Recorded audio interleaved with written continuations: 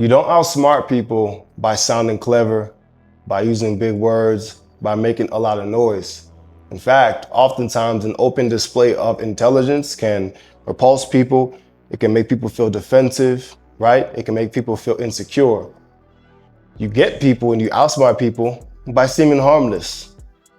You're quiet. You seem to blend in.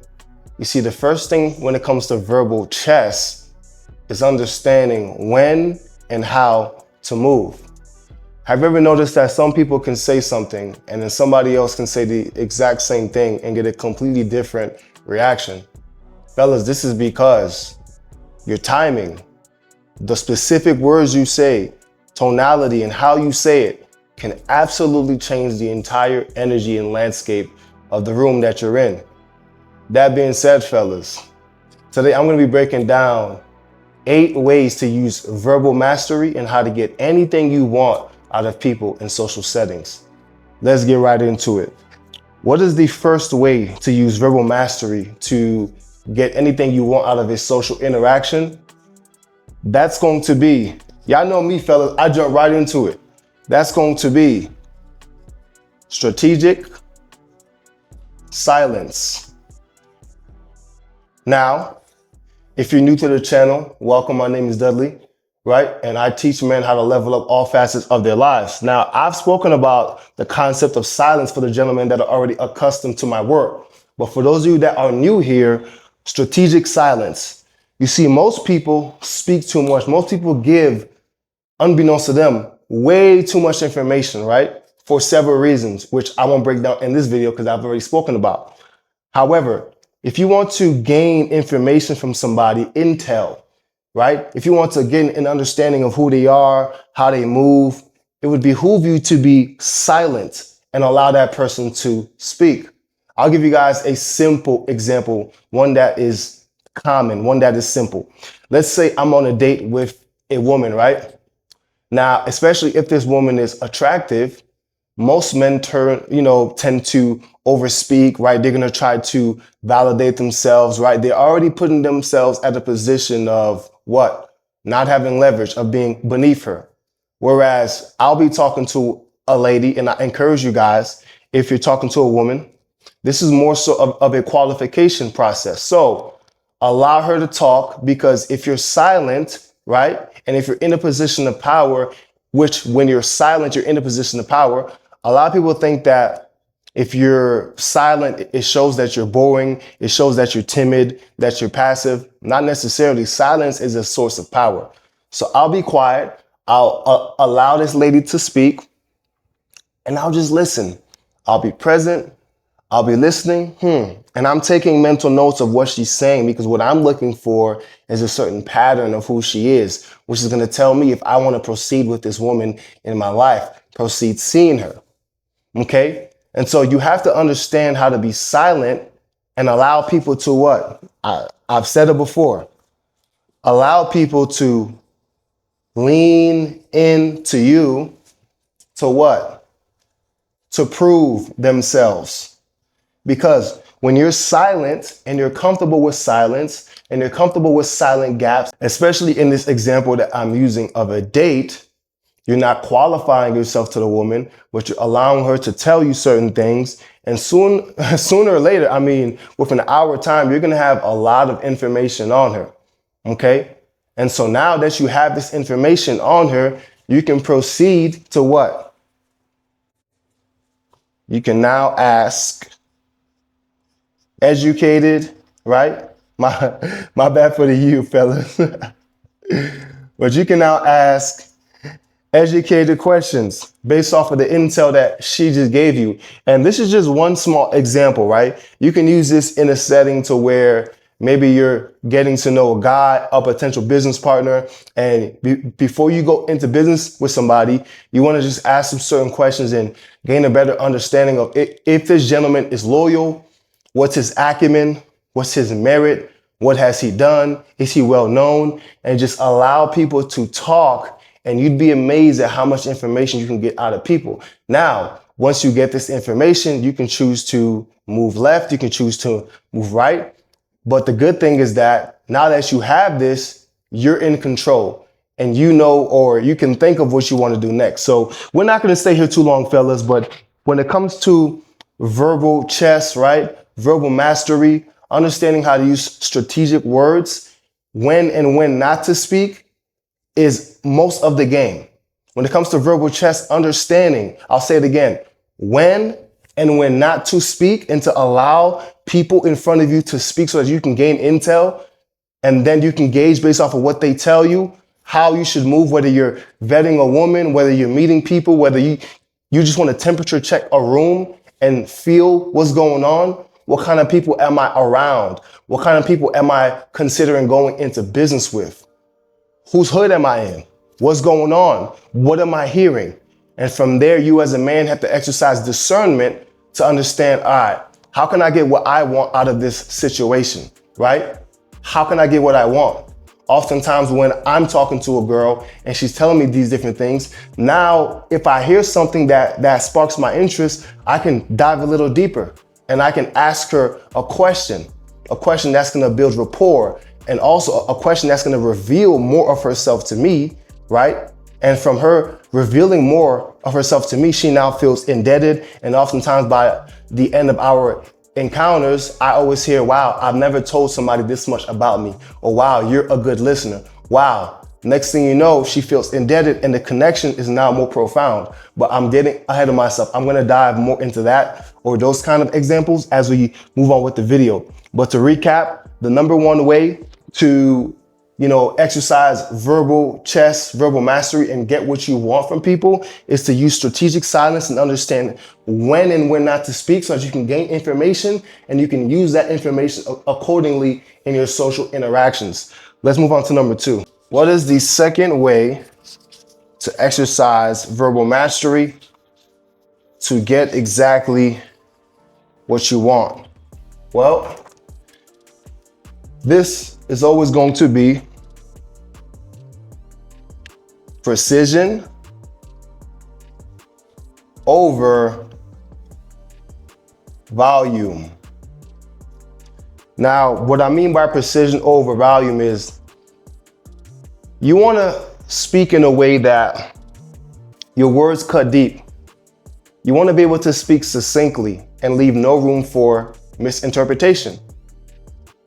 When we speak and we use so many different words to get to the point, you're inviting the listener across from you to have more opportunity to get confused. So you need to make sure that your words hold weight and you're speaking and conducting yourself with brevity. For example, let's say that you are conducting a business deal, right? And you are pitching a proposal to potential investors across from you, right? You can simply stand there and try to explain why your proposal is the best and all the quirks and features and all the things that you offer. But in reality, you can just cut to the chase and say, listen, by going with me or by going with this, we will both hit our targets and ensure that the least amount of capital is wasted. We'll both hit our targets. Minimal capital will be wasted. Everything will be precise, right? Or for another example for me, right? I've got a mentorship called Modern Day Renaissance Man. And my program is very comprehensive. It's 3 months, it's 9 chapters. And we go over so many different things from mindset, communication style, sexual health and mastery, right? Verbal chess, things that I'm talking about with you guys on the channel, right? How to grow your dick, all type of different things. Now, I have gentlemen that reach out to me for help for many different reasons, whether it's insecurity, whether it's stuttering, whether it's they're having a hard time with their dating life, many different ways. Now, what I used to do as I was still learning is, well, I'm always learning, but what I would do is I would walk them through every single chapter and all these different things. When in reality, if somebody came to me for communication, I would just have to focus in on the communication chapter and tell them why this program is best for them. And yes, though they get all the other things, the dating and all that stuff, that's cool. That's extra bonus. If somebody comes to me for dating, okay, we're going to cater it to them and focus on the dating section, and they get the communication and style and all the extra stuff on top. And so what I noticed in my own personal sales process is that whenever I would get a prospect on a call, for one reason, I would overwhelm them with all the benefits and perks, which is fantastic. Yeah, the program is great, it has benefits, but nobody gives a fuck. It always has to be about what? It always has to be about them, right? So you're talking, but it always has to be about them. It's not about you. It's about them. So when a prospect gets on a call with me and they tell me what their problem is, I know I can help them. And though the program offers so many benefits, let's really focus on what they came for. We work on that and they get the benefits. And now this is how you deliver in a way to where you gave them what they came for, but they have so much more, but you were able to articulate that succinctly. So now you get them what, fellas? You get them emotional. And this is what it's all about. Be precise, make it about them, make them feel like they're getting what they desire, and you'll get what you want out of your social interactions. Always. It's never about you, okay? You want to always make it feel like the ball is in their court.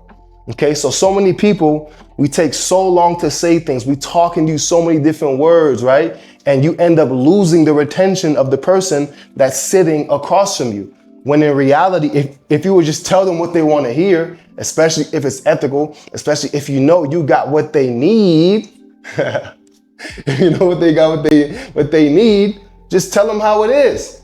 And now it's either we're going to do it or we're not. But always be precise with your words and always use precision and make your words hold weight over volume, because not only will the interaction go more smooth, but you'll now be perceived as a person of higher status as well when you don't waste your time speaking. All right, so this is number 2. Let's go into number 3.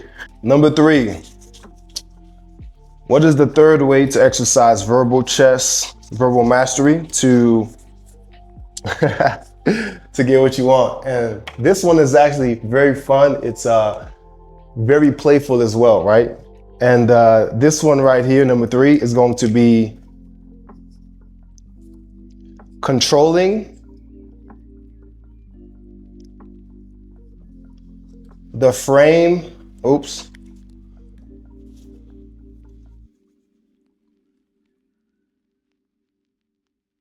Controlling the frame without being obvious, right? Now, earlier I spoke about how you don't outsmart people by sounding smart, by displaying your prowess, by flexing your muscle, beating your chest. After all, a superior man doesn't have to flex. You do it by being subtle, but deliberate, right? And so all things down to how you walk in the room, how you speak, right? Your body language, you being able to exercise silence, all of these things will put you in charge of the interaction. This is why some men can walk into a room and they become the room. They start to control the room. People start to gravitate towards them, even if they don't say anything. It's something that can be felt on an energetic level.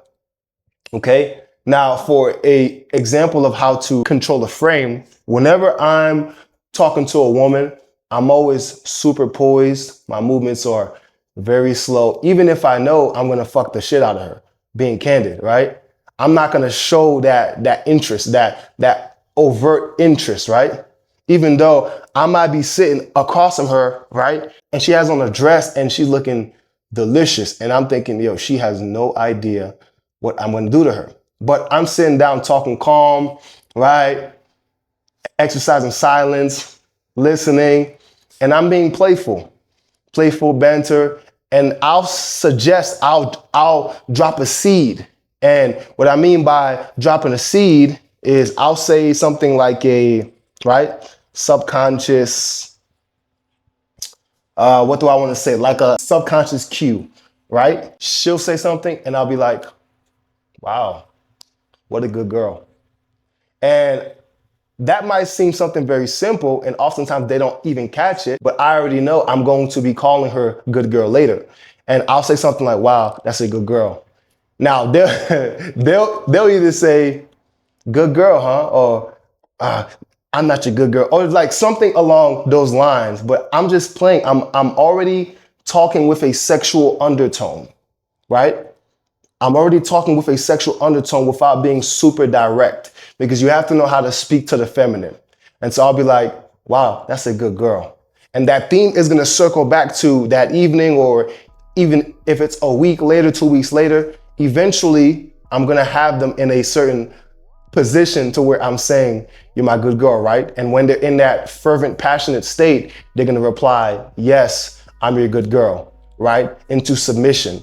And so this is just like one simple way of controlling a frame, is you understanding context and when to interject little subconscious cues. In this case, I use the analogy of me in an intersexual encounter, but it can be the same thing in a business meeting. It could be the same thing with you speaking to a guy about something and you just understanding how to control the frame, right? It can be very contextual.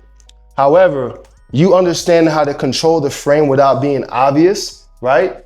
It's how you truly get what you want out of interactions. And you can observe this by studying movie scenes. You can observe this by studying debates, political debates. You can observe this in every single day life with just social interactions of how somebody who is dominant will control the frame without having to impose him or herself, right? They'll just do little subtle things that'll just display that they're in charge the whole time without having to say it, without having to flex, right? And this is actually quite playful and fun once you understand how to master this. So let's move into number 4. Number 4, let's get to it, fellas. The 4th way to use verbal chess to get what you want. And that is going to be ask questions that corner people. What do I mean by ask questions that corner people? You never want to argue with somebody, fellas. You're always gonna make them defensive. You never want to do something that's too drastic. You don't want to display too much intelligence. You don't want to challenge somebody openly depending on the context. You always want to have people in a relaxed state when you're talking to them. This is when they are going to reveal the most to you, right? Don't argue, ask questions that corner people. I'll give you guys an example, right? I get on sales calls with prospects that are interested in working with me. And a lot of these guys have so many limiting beliefs and they're so fearful and they're so nervous, right? And I get it. There's a lot of scam artists online, but even besides being afraid of being scammed, which is completely understandable, right? Some guys might not, be confident in spending money on something online or whatever the case may be. They have limiting beliefs, right? Or they don't know if they have enough time, whatever objections that you hear on the sales call, right? I always talk to you guys about how life, relationships, and business are all very similar. Now, clearly, if somebody reaches out to me and gets on a call with me, they need the help. They want the help and they value the work that I do. And so that's already half the battle. I know you need the help. I read your sheet. I see what you need. Now the only barrier is either you're afraid to spend the money, you have some limiting belief that's holding you back, but really that's not real because fear is not real. And so a question that I'll oftentimes ask, and if you ever get on a call with me, I'm going to ask you this question 10 times out of 10 because it's so prevalent, is simply put, what the fuck happens if you don't join today? What changes in your life? You got on the call for a reason. You clearly need the help. You're reaching out to me for a reason. And now that it's time for you to join, to invest in yourself, that fear comes up. Well, okay. I mean, which fear is stronger? The fear of you investing to join or the fear of you staying the same? And so once you're able to frame it that way of honestly ask the question of what happens when you don't join? And that answer is nothing. You stay the same with the same pain point. And oftentimes that gets the job done. Fuck, you're right, Dud. Let me stop being a bitch and let me join.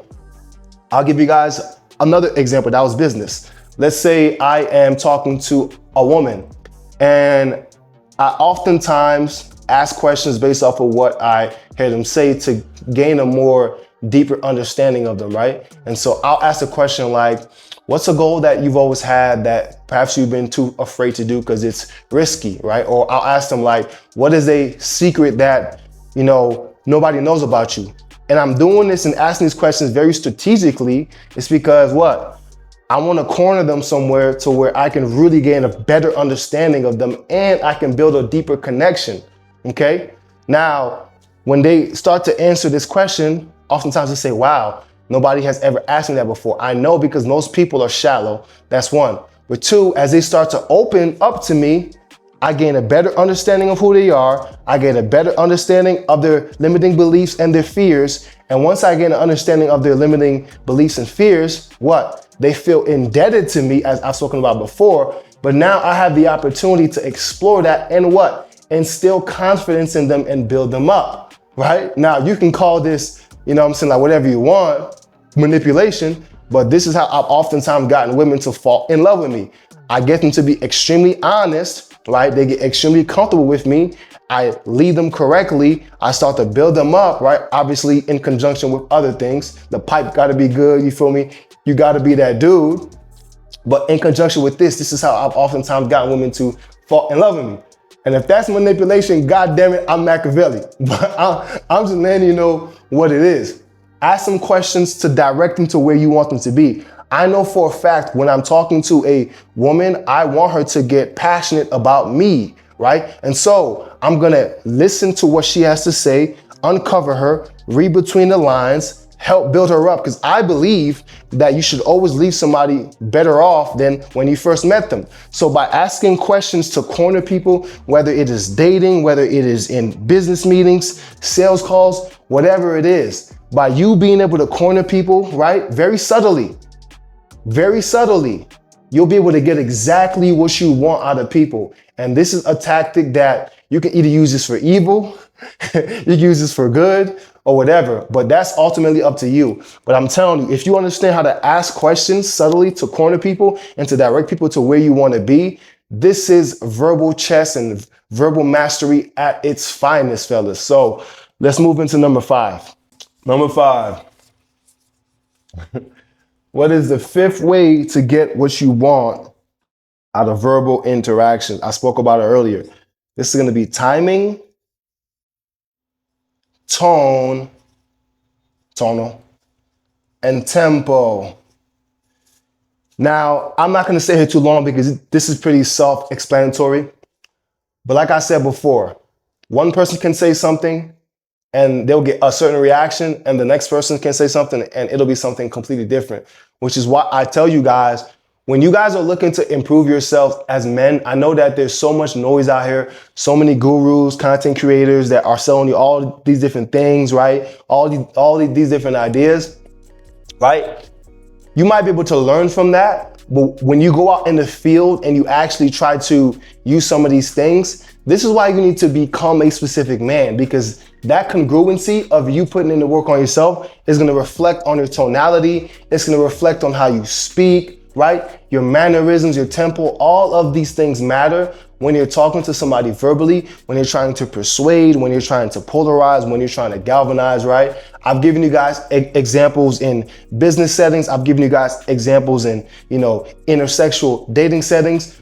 The way that you are able to communicate something, fellas, is one of the most important things that you can focus on. Truth be told, you see how I'm speaking right now? I'm speaking in a very authoritative, right, tone right now. And that's because I'm educating you gentlemen. The way that I would speak to my mom is with a much softer tone. That's my mother. Many people, they speak in this one tone. It's either monotone and it's super boring, or it's super high level. And when you do this and you only have 1 year, right, you're unable to what? you're unable to build rapport. And if you are a businessman, watch me right now. If you're unable to build rapport, good luck. You're gonna have some cold months. If you're unable to build rapport, good luck. You're gonna have some droughts sexually.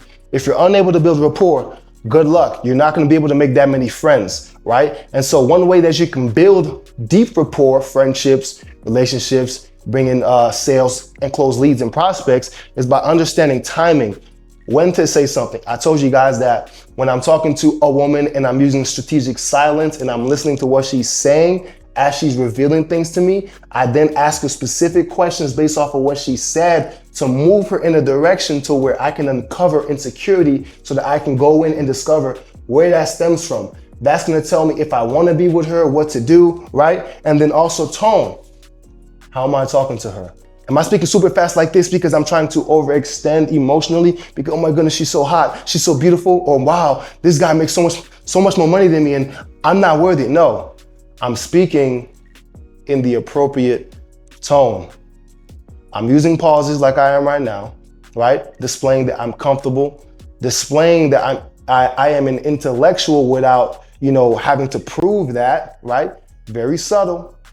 And more specifically, the tempo in which I'm speaking to make the people across from me feel comfortable. Why? Because it's not about me. Who's it about, fellas? It's about them. Always. And if you move into interactions, understanding that if you make it about them, if you make it about the prospect, if you make it about the person, in front of you and let them feel that it's about them, when suddenly you're bringing it back towards you, you will win your interactions. And I don't want to say win your interactions as if like every interaction is something to be won. But what I'm saying is on a simple level, if you can understand how to master these, timing, tone, and tempo, you can have way better social interactions and you'll be fulfilled, right? You'll have the person across from you feeling fulfilled, especially if you know how to listen with curiosity and ask specific questions. Pause, control yourself. You'd be amazed at how more profound your relationships become, how you're able to build friendships, how many more deals you're able to close. If you can master this, this is gonna benefit all areas of your life. What is the fifth way to use verbal mastery to get what you want? Well, this one is more so about what you shouldn't do in a verbal interaction, right? And that is going to be never emotionally overextend. What do you mean, Dud? What I mean by never emotionally extend is part of verbal chess is having control, emotional control. Logic is having emotional control. Therefore, us as men, the second that we become reactive and we lose emotional control, logic goes out the window and you surrender your position in the social interaction, right? So many men, so many people constantly overextend, especially when somebody like me is using strategic silence and they don't feel comfortable with silence, so they have to fill the gaps. And I used to be that guy. The reason I can talk to you guys about this is because I have fucked up more than anybody watching this video, okay? And these are very subtle things that go over so many people's heads, but I'm telling you, if you want to be dominant in interactions, you have to understand this. So many people try to prove themselves. You're in a social setting with men who are highly tutored and who are very successful, and you feel the need to talk about, oh, well, I did this, I did that. You've just lowered your status. You're talking to a woman and you're feeling the need to tell her how great you are and you have this and you have that. You've just lowered your status. You always have to be operating out of a position of what? Always have to operate out of a position of control, even if it's unbeknownst to them. I'll give you guys an example because I'm a very practical man and I want you guys to not just understand these, I want you guys to understand these, right? Because you can probably identify with some of these examples and some of the things that I have done in the past. I remember this was a couple of years ago and I was at my apartment, right? I was in a different country, and I was renting an Airbnb long stay, right, for like 7 months. And I was dating this girl. The owner of the Airbnb of the apartment was a woman.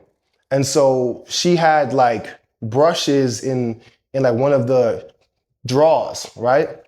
And I remember one day my ex-girlfriend at the time came over, and she found it was a hairpin behind the sink or something. And she had asked me, baby, have you had any girls over? Right? And because I was so smitten by this girl, right? I was in love with her, and she was so beautiful and everything. I was like, no, baby, I didn't have any girl over, right? And then I could have just said it like that, but I took it a step further. I went to the drawer and I pulled out the brushes and said, look, I swear I didn't have any girls. These are the owner's brushes. Look, you see all the hair that's on here? Her sexual attraction went down for me. What I should have did was I could have said no and then left it at that. Naturally, her mind would wander anyway, and she would still think I did something. That's not my fault. That's something that she would have to deal with, whether she trusts me or not. And unbeknownst to her and me at the time, that would actually build up sexual attraction, because in her mind, now she's wondering if I'm with other women, and now my status goes up. And I know that seems very silly, but this is literally what it is. Life is silly.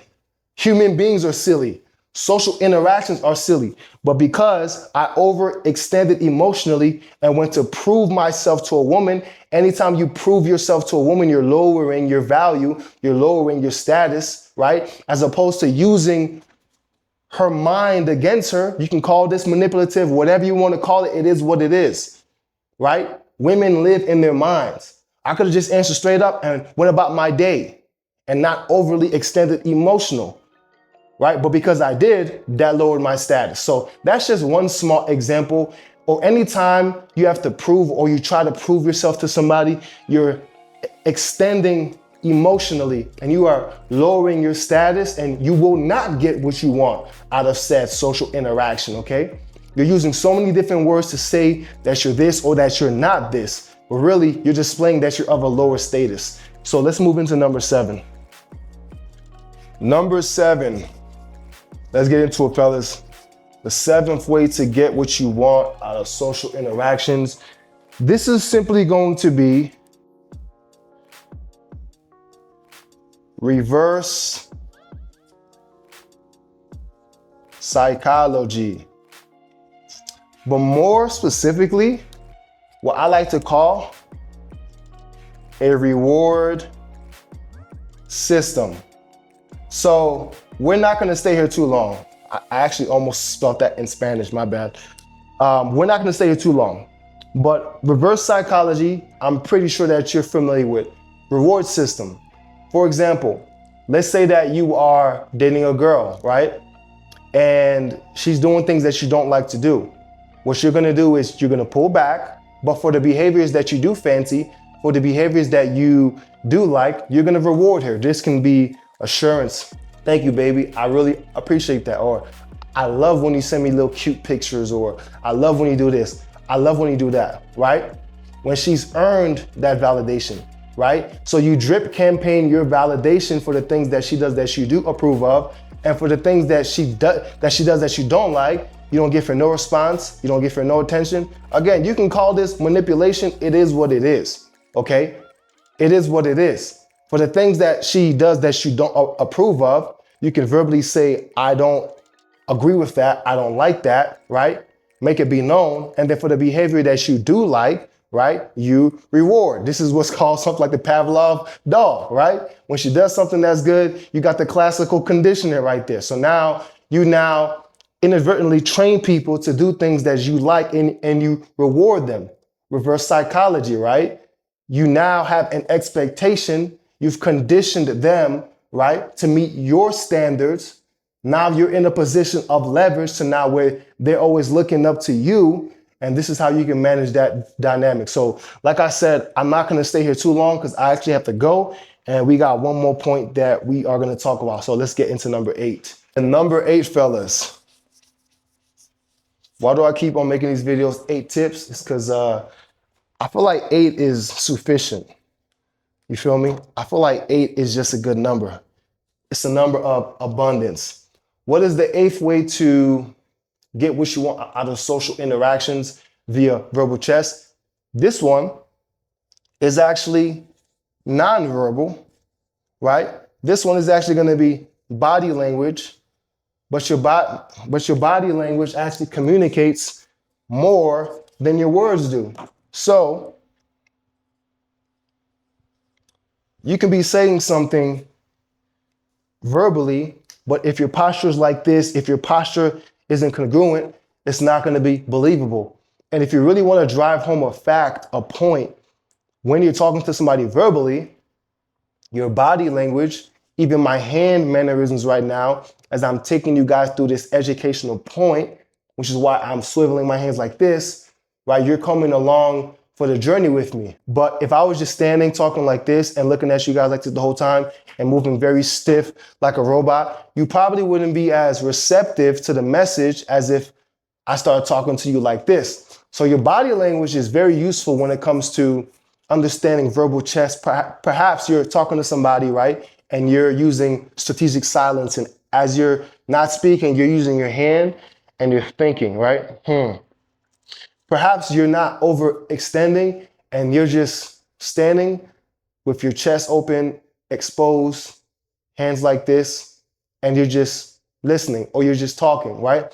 All of these things indicate status, a certain level of comfort. For example, when you're sitting down and you're spreading your genitals and your vital organs are exposed and you're taking up space as you're sitting down, you're expressing confidence. So even if there's a guy or person in the room that thinks that they're the big dog, right? But you're sitting there confident, taking up space, people are going to notice that even if it's not on a conscious level. So that being said, if you can learn how to master these 8 techniques, if you will, or even a couple of them, and implement them into your daily life while you're interacting with people in the workspace, while you're going on dates, while you're trying to build rapport and make friends, watch your interpersonal interactions completely change.